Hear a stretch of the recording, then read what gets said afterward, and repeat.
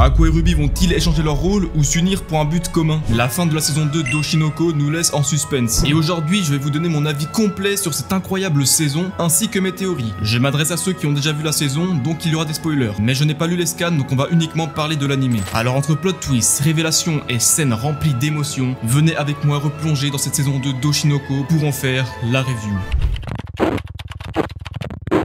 L'épisode 1 commence avec une scène de théâtre. On nous place au même point de vue que les spectateurs, j'ai trouvé ça tellement bien adapté, ça fait bien ressortir le côté théâtral. Après voilà, c'était juste un tease pour la vraie scène de théâtre qui va avoir lieu. Cette scène est une adaptation du manga Tokyo Blade écrit par Abiko Samejima. Tout le début de la saison est concentré sur cette pièce de théâtre et on va nous montrer les backstage et les côtés sombres. Pas seulement du théâtre, mais aussi de la création de manga, justement avec Samejima, mais on y reviendra par la suite. Aqua est donc l'un des acteurs principaux avec Kana, Himekawa, Akane, Melt et Kamoshida. La rivalité entre Kana et Akane va être le point central de cet arc. Déjà parce qu'Akane et Aqua sortent ensemble, même si c'était pour de faux au début, ce qui rend jalouse Kana qui est elle aussi amoureuse d'Aqua. Mais il y a d'autres raisons qui vont rendre leur rivalité plus complexe. On va apprendre un peu plus tard qu'Akane admire Kana depuis toute petite et qu'elle a toujours rêvé d'être comme elle. Elle était donc très heureuse de pouvoir jouer contre elle avec Tokyo Blade. Kana quant à elle ne veut pas se laisser surpasser par Akane. Bien que Kana était populaire enfant, durant son adolescence, elle commençait à être finito. Elle n'avait plus d'offres, alors qu'Akane c'était justement à cette période qu'elle a commencé à percer. Tokyo Blade c'était le moyen pour Kana de revenir sur le devant de la scène. Leur rivalité s'est faite naturellement, c'est comme dans tous les domaines. Si dans ton sport par exemple, tu admires quelqu'un de plus fort que toi, tu auras envie de le surpasser. Et bien c'est pareil pour Akane qui veut surpasser Kana. Maintenant j'aimerais parler de ce qu'on apprend en observant les backstage de la pièce de théâtre. Déjà il faut savoir que la pièce est en 2,5D. Et bien oui, c'est un mélange d'animation et de théâtre, donc de la 2D avec de la 3D, ce qui donne 2,5D. Avant d'avoir vu la saison 2, j'étais niveau 0 au théâtre, je savais même pas que les scènes tournantes ça existait. J'ai trouvé ça trop stylé comme concept. J'étais exactement comme Aqua quand Akane lui a fait découvrir. Il ne connaissait rien au théâtre, il jouait la scène parce que c'était un moyen de se rapprocher de son véritable objectif qui est de trouver son père. À la fin de l'épisode 1, Samejima vient regarder la répétition. Elle est le cliché d'un mangaka, elle est timide car elle travaille H24 sur son manga et n'a donc aucun contact humain. Heureusement pour elle, elle a un mentor, Yoriko Kishijoji, pour qui elle a travaillé avant. Et donc après avoir vu la répétition, Samejima avoue avoir aimé la prestation des acteurs, mais elle veut refaire entièrement le script. Elle est capricieuse, elle trouve que l'histoire et le scénario de son manga n'a pas été respecté, ce qui met tout le monde bien mal à l'aise. En effet, c'est un sacré travail d'écrire le script. Alors le recréer en entier avec une courte deadline, c'est hyper chaud. Samejima a même viré Goa, le scénariste à l'origine du script. Avec ses backstage, on rentre dans une seconde histoire d'Oshinoko, j'ai bien aimé. C'est comme une quête secondaire. On apprend toutes les étapes de la création d'une pièce de théâtre. Donc il y a en premier le producteur, Raida Sumiaki, puis le réalisateur ou metteur en scène, Toshiro Kindaichi, et enfin le dramaturge et scénariste Goa. Mais il faut comprendre que comme la pièce est une adaptation du manga Tokyo Blade, le mangaka a son mot à dire sous l'écriture de la pièce. Et j'ai bien aimé comment on rentre dans l'intimité de la mangaka. La meuf doit sortir un chapitre par semaine, elle dort 2 heures par nuit, regardez l'état de sa maison. Elle a pas le temps pour le ménage. Et ça reflète réellement la situation de certains mangaka. Là c'est poussé à fond dans Oshinoko, mais dans la réalité, des situations similaires existent. Les éditeurs peuvent parfois mettre la pression aux mangaka, ce qui dégrade leur santé mentale et physique. Le meilleur exemple que tout le monde connaît, c'est Yoshihiro Togashi, le mangaka d'Hunter x Hunter. On n'est même pas sûr qu'il puisse finir son manga. Après, Samejima est très stricte, elle avait des assistants mais elle les a virés car elle aimait pas leur travail. Elle a un ego de dingue, au point de s'engueuler avec son mentor. Mais ça nous offre une scène très sympa qui va rendre Samejima plus indulgente. Aqua avait offert une place pour la pièce de théâtre qu'il avait été voir avec Akane à Kishijoji, qu'il a remis à Samejima. Après avoir vu la pièce, Raida propose à Samejima de réécrire le texte avec Goa, ce qui a plutôt bien fonctionné, contrairement à ses attentes. C'est maintenant au tour des acteurs d'apprendre leur texte, et on va assister à une scène exceptionnelle. Kindaichi, le réalisateur, va demander à Aqua de jouer avec ses tripes, car il dégageait aucune émotion. Il va demander conseil à Kana pour savoir comment elle fait pour pleurer sur commande. Elle va donc lui dire d'imaginer que sa mère est morte. Énorme dinguerie qu'il ne fallait pas dire. Aqua va repenser à Ai, mais Kana va ajouter que dans le contexte de la scène, Aqua est censée jouer le rôle d'une personne qui pleure de joie. Alors elle va plutôt lui conseiller de penser à des souvenirs heureux. Ce qu'il va faire, et on va enfin savoir ce qui rend Aqua heureux, lui qui ne montrait jamais ses émotions. Il va repenser à Akane, Kana, sa sœur Ruby, etc. Mais tout d'un coup, la scène change brutalement pour devenir complètement sombre. Le démon d'Aqua, représenté par la personne qu'il était dans son ancienne vie, fait surface. Il lui interdit d'être heureux tant que le meurtrier d'Ai n'est pas mort. Non mais vraiment, l'image d'Ai morte est trop bien faite. C'est une dinguerie comment c'était badant. Même un manga, c'est hyper bien dessiné. Aqua fait une crise, il ne se sent pas bien. Akane essaie de le rassurer. C'est à partir de ce moment-là qu'elle va commencer à être mêlée à l'histoire d'Aqua, mais on y reviendra plus tard. Parce qu'Aqua a dit de ne pas appeler Ruby puisqu'elle a tourné la page, mais Akane ne savait pas de quoi il parlait. Aqua va donc appeler Gotanda pour dormir chez lui. Il a dit une phrase que j'ai bien aimée, je ne suis pas ton père. Mais dans un certain sens, il a été le père d'Aqua. Aqua. Il l'a accompagné quand Aqua était tout petit. Il va révéler à Akane l'histoire d'Aqua avant de lui dire d'aller s'occuper de lui. Pendant qu'elle le regardait dormir, Aqua murmure le nom d'Ai. Et hop, big prise de conscience pour Akane qui va faire le lien entre Ai, la chanteuse préférée d'Aqua décédée, et Ruby qui a relancé son ancien groupe d'idoles, Bikomachi. Elle va prendre Aqua dans ses bras en pleurant, réalisant ce qu'il a vécu. Non, franchement, il nous faut tous une Akane dans notre vie. Son couple n'est même pas officialisé, mais elle décide de tout faire pour aider Aqua. Elle lui dit qu'elle va essayer de partager ses souffrances, c'est une dinguerie. Elle a même essayé de le faire manger, c'était très drôle. Et c'est compréhensible qu'elle veuille l'aider, parce qu'Aqua lui a sauvé la vie. Elle lui est redevable. On voit bien l'évolution d'Aqua. Il était d'accord pour qu'Akane regarde ses anciens films, alors qu'avant, il avait dit à Gotenda qu'il n'aimait pas qu'on les regarde. À force de développer ses relations avec les autres, Aqua s'ouvre petit à petit. Il se met de plus en plus à faire confiance à Akane, au point même de lui révéler pourquoi il a rejoint le monde de l'acting. Alors cette scène, c'est aussi une dinguerie.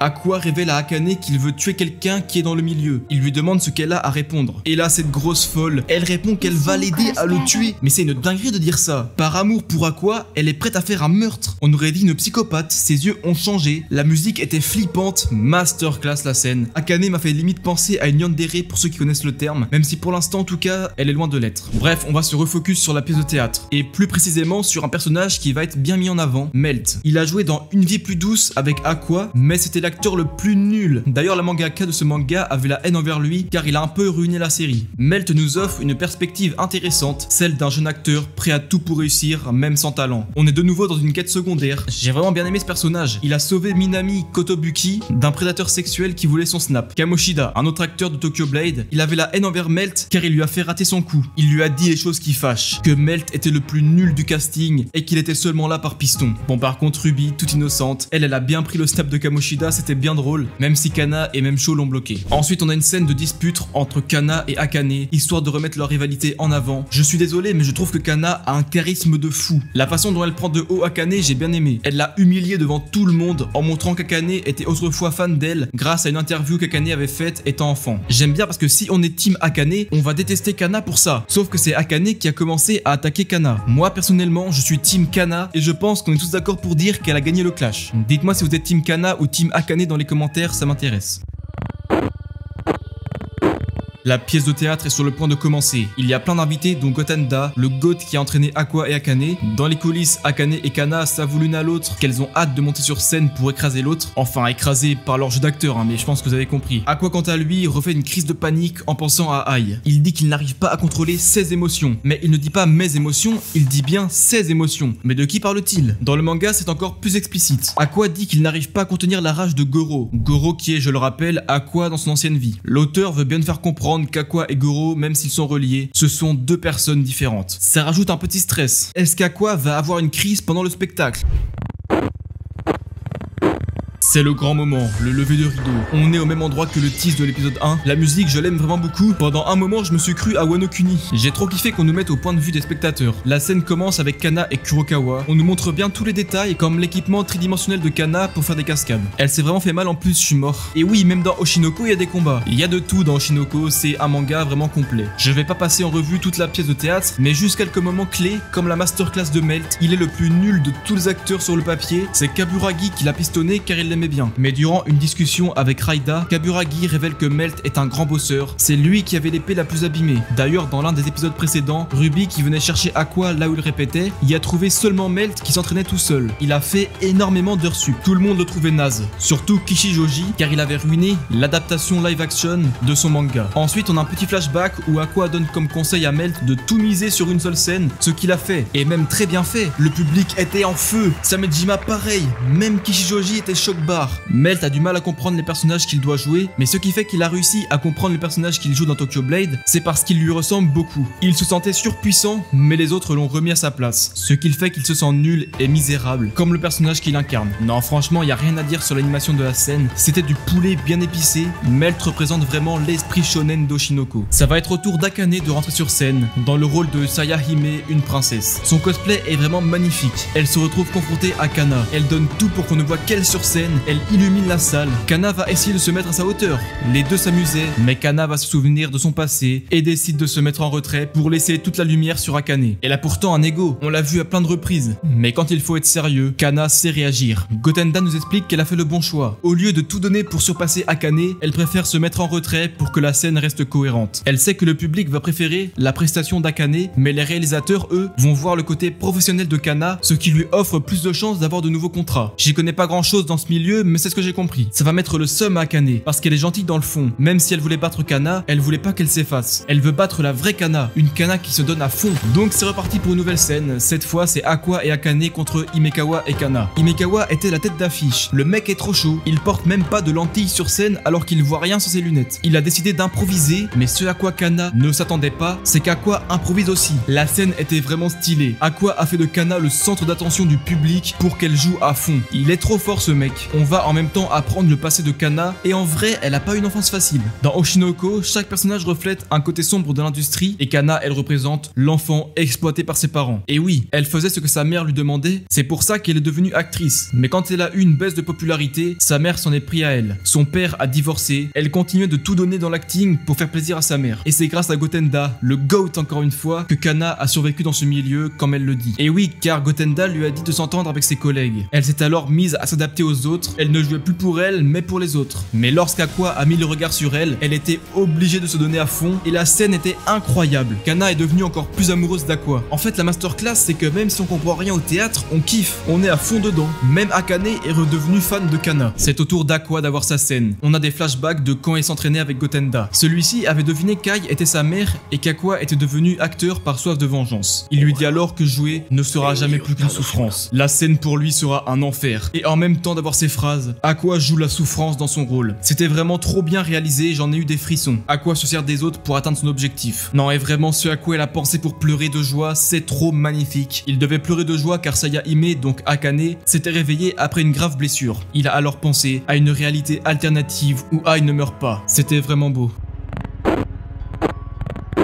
Après ça, big soirée au restaurant avec tout le monde. Par contre, je comprends pas comment Kana a pu être ivre avec du gingembre. Enfin bref, c'est un détail. Aqua va se rapprocher de Kindaichi, un des membres fondateurs de l'Alalai, une compagnie théâtrale dont Ai a fait partie et que selon les informations de Kaburagi, elle serait tombée amoureuse là-bas. Ils ont donc discuté, mais Kindaichi n'a pas voulu tout révéler sur l'Alalai. Et là, un truc inattendu, Himekawa se rajoute à la discussion car il est lui aussi intéressé. Il emmène Kindaichi dans un autre bar pour qu'il se mette une mine. Comme ça, c'est plus facile de lui soutirer des informations. Non mais en vrai, c'est une dinguerie de faire ça. Il incite Kindaichi à boire, mais bon, ça arrange aussi Aqua. On nous montre encore un côté sombre de l'industrie, celui des actrices qui ne gagnent pas assez d'argent avec leur agence et qui doivent travailler la nuit dans des bars pour des gros darons. Ces actrices sont sûrement mineures en plus, en tout cas je pense qu'il doit y en avoir. Le pire c'est que ce genre de bar est bien privé, faut être invité pour y accéder. Tout est caché, y a rien qui fuite. Aka Akasaka, le mangaka d'Oshinoko, n'hésite pas à montrer les côtés sombres de l'industrie et ça j'aime bien. Himekawa raconte à Aqua qu'il est orphelin et que Kindaichi l'a pris sous son aile quand il était petit. Et là, on va avoir le droit à une révélation qui révèle. Kindaichi est complètement bourré. Il ne peut plus parler, mais Aqua s'en fout car il dit être venu pour Himekawa. Alors à ce moment-là, je me demandais vraiment pourquoi. Et là, il révèle avec un test ADN qu'ils sont demi-frères. C'est une singerie comme révélation. Avec l'ending qui se lance, la hype était énorme à la fin de l'épisode. La saison prend un autre tournant à partir d'ici. Himekawa révèle à Aqua qui sont ses parents. Sa mère, comme la mère d'Aqua, était dans le milieu. Elle s'est S-word avec le père d'Himekawa pour des raisons inconnues. Alors sachant qu'Aqua et Himekawa ont pas la même mère, c'est forcément le père qu'ils ont en commun. Mais là, on apprend que le père d'Himekawa est mort, donc celui d'Aqua aussi. Énorme bouleversement pour Aqua, qui se retrouve perdu. Il s'est retrouvé comme Thorfinn, mais je spoil pas pour ceux qui n'ont pas vu Vinland Saga. L'objectif qu'il avait de tuer son père s'avère inutile, puisqu'il est déjà mort. Kana décide d'appeler Aqua pour avoir des nouvelles. Akane lui a aussi laissé un message. Aqua est aujourd'hui entouré de belles personnes, et il va en prendre conscience. Il s'autorise enfin à être heureux. Il a le sourire quand il parle à sa sœur. Bon, j'ai appris grâce à Même Show que si j'étais japonais, ma chaîne YouTube serait dans le top 10 des chaînes ayant le plus d'abonnés. Mais moi je vise plus haut, donc abonnez-vous. Et oui, les Bikomachi ont 20 000 abonnés. Il faut que je les surpasse. C'est cool de parler de YouTube dans Oshinoko, ça me touche directement. Ils ont fait un vlog de leur chambre, Kana s'est abusé tout ce qu'elle a, elle a un meilleur setup que moi. Par contre, la chambre de Ruby, elle est bien plus triste. Il y a des posters d'Ai partout. Elle nous révèle qu'elle a repris les Bikomachi pas seulement pour sa mère, mais aussi pour son médecin de son ancienne vie, donc Goro. On apprend que quand elle était petite, elle avait essayé de lui téléphoner, mais qu'il avait disparu. Ensuite, Même Show décide de faire un clip pour leur chaîne YouTube. Au passage, je pense qu'il devrait vraiment changer de PP, là vraiment c'est un désastre. Et donc voilà, on entre dans un nouvel arc arc vacances, on va l'appeler comme ça, même s'ils vont partir pour tourner un clip. Le compositeur n'a plus d'inspiration, ce qui fait chier Ruby, déterminée à devenir une vraie idole. Elle va alors lui envoyer une vidéo qui va le remotiver. Ça fait plaisir de voir Ruby mise en avant parce que contrairement à son frère Aqua, on l'a très peu vu cette saison. Donc voilà, les Bikomachi avec Aqua vont partir à Miyazaki, l'endroit où Aqua et Ruby vivaient dans leur ancienne vie. Déjà, rien que cette information fait monter la hype. Mais à la fin de l'épisode 10, on nous tease un nouveau personnage, une petite fille cheveux blancs qui semble caractérisée par des corbeaux. Bon, avant de partir en vacances, Kana va aider Aqua à choisir une valise. Non, ce n'est pas un filler de Boruto. Bon, en vrai, je suis méchant. La partie où Aqua et Akane sont en date est très intéressante. Déjà, on a le point de vue de Kana avant celui d'Aqua. J'ai bien aimé. Mais bon, ça fait chier parce que Kana, elle aime Aqua alors qu'il est déjà en couple avec Akane. Elle s'accroche à un petit espoir, celui que leur couple soit purement professionnel. Ça me fait de la peine pour Kana, miskin. Aqua, elle a fait que des masterclass durant ce date. Déjà, il paye le restaurant alors que Kana allait le faire. Il choisit une valise blanche couleur du glow stick de Kana, ce qui va lui faire se poser plein de questions. Il propose même de lui porter son sac à main. À ce moment-là, je me suis demandé, mais à quoi il joue? Le mec, il est en couple, mais on dirait qu'il veut gérer Kana. Kana a fait celle qui avait faim pour pas que le date se termine. Mais Aqua avait déjà réservé un restaurant alors qu'il faisait genre que le date était fini. Pendant un instant, je me suis demandé si c'était pas Light Yagami qui s'était réincarné. Il a même réservé un taxi. C'était drôle de voir Kana se demander où Aqua allait la déposer. La deuxième partie de cet épisode est avec Akane. Aqua lui propose de venir en vacances avec eux, mais il va aussi lui dire qu'il a besoin de discuter avec elle. Ça, c'est la phrase qui fâche. En effet, Aqua, n'ayant plus besoin de se venger, refuse de continuer à exploiter Akane. Et c'est stylé de nous montrer la facette d'un couple qui s'est formé durant une télé-réalité. Parce que la plupart du temps, ces couples-là ne durent jamais longtemps et sont souvent faits pour le business. Mais ça fait chier parce qu'on sait qu'Akane aime vraiment Aqua. Elle m'a fait trop de la peine pendant son monologue. Elle dit à Aqua qu'elle espère lui avoir été utile. Elle le prend dans ses bras et lui avoue vraiment ses sentiments. Au même endroit où Aqua l'a sauvé, c'est magnifique. Mais quand Aqua lui demande vraiment si elle l'aime, au final Akane n'est même plus sûre. Mais elle dit que même s'ils rompent, elle veut l'aider à tuer celui qu'il veut tuer. Aqua s'est senti obligée de lui avouer que son père est mort et que c'était lui l'assassin de sa mère. Il a fait une centaine de tests ADN, ça lui a coûté 5 millions de yens. Donc 30 000 €, c'est énorme. Il va tout lui révéler sur son père et Akane va avoir une réaction bizarre. Elle se sent chamboulée et elle va partir. Elle va repenser à tout ce qu'Aqua lui a dit. Je me suis cru dans un animé d'horreur, l'OST était badante, une voiture nous a fait croire qu'elle allait écraser Akane et puis même les expressions faciales d'Akane nous met mal à l'aise. Elle nous dit qu'Aqua a laissé passer une grosse incohérence et que s'il la remarque, il reprendra la voie de la vengeance. Non, j'ai juré, Akane c'est vraiment la détective du groupe. Je le dis, mais à tout moment c'est elle qui découvre le véritable père d'Aqua. En disant ça, elle nous révèle que le père d'Aqua n'est pas mort. Mais alors, est-ce que vous avez trouvé quelle est l'incohérence dont elle parle? Moi je pense avoir trouvé, et je vais vous dire ma théorie. Déjà, Aqua dit que son père était déjà marié à une autre quand il a mis enceinte sa mère, et qu'il avait déjà un fils. Mais son père est mort peu de temps après. Or, Ai est censé avoir été assassiné par le père d'Aqua. Mais s'il est mort, comment a-t-il pu tuer Ai? Aqua n'a pas pensé à ça. Il avait 4 ans à la mort d'Ai, son père était déjà mort depuis. Conclusion, le vrai père d'Aqua n'est pas mort, car sinon, il aurait pu tuer Ai.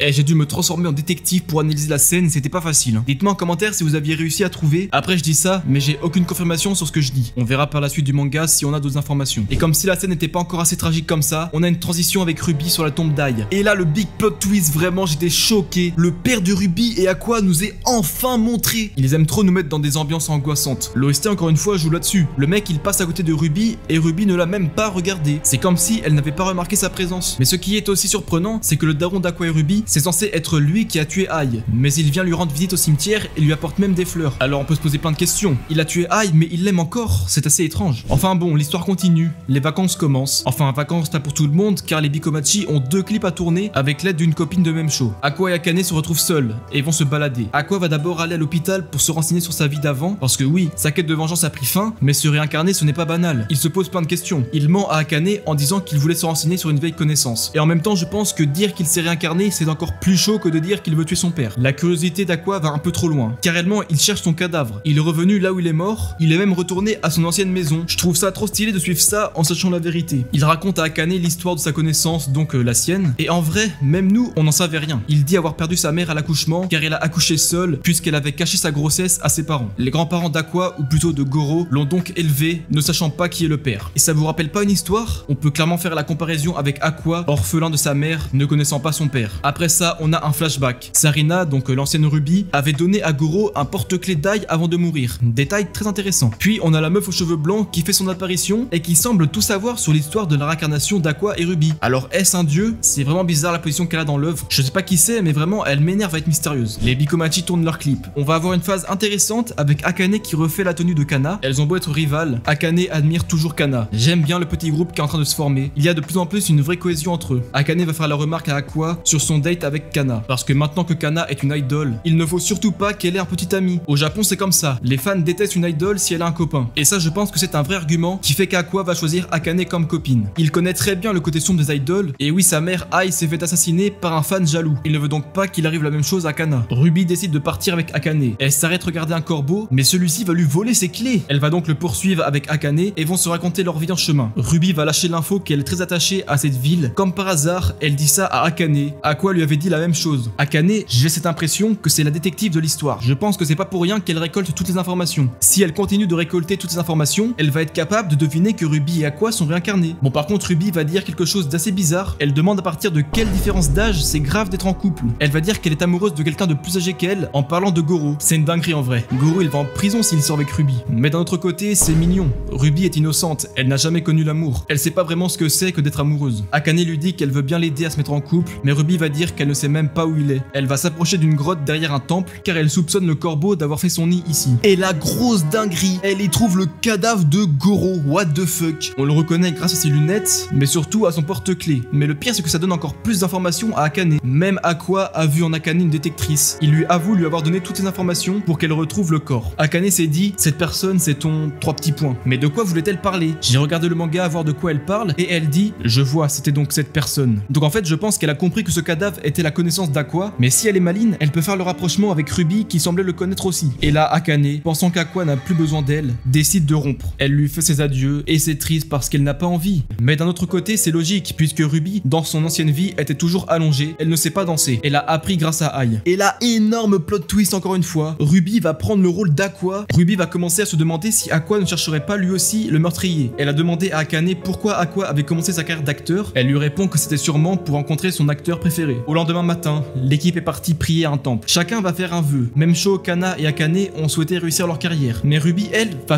Bref, le clip est sorti et il a fait le buzz de fou. Leur carrière d'idol est lancée. Mais il y a un détail sur le clip, est-ce que vous l'avez vu? Durant tout le clip, Ruby a les étoiles noires dans les yeux. Étoiles qu'Aqua avait aussi quand elle pensait à sa vengeance. Ruby est devenue matrixée par sa nouvelle quête de vengeance. Et sur Spotify, il y a même des chansons qui ne sont pas dans l'animé.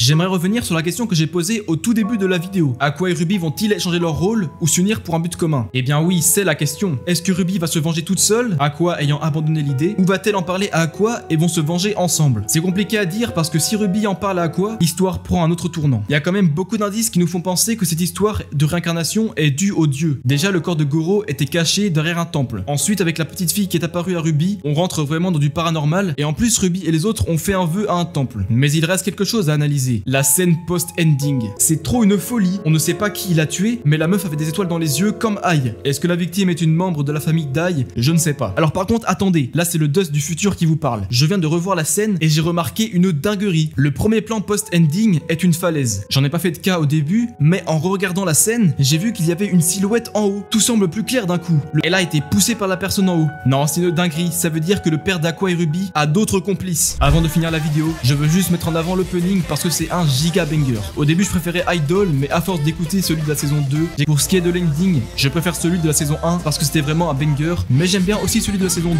il est très sympa. Mais donc voilà pour ma review, j'espère que vous avez kiffé, n'hésitez pas à lâcher votre pouce bleu, j'ai mis du temps à produire la vidéo, et dites-moi un peu votre avis sur la saison en commentaire, sans spoil pour ceux qui ont lu les scans, même si moi je vais m'empresser d'aller lire la suite parce que je suis trop hype.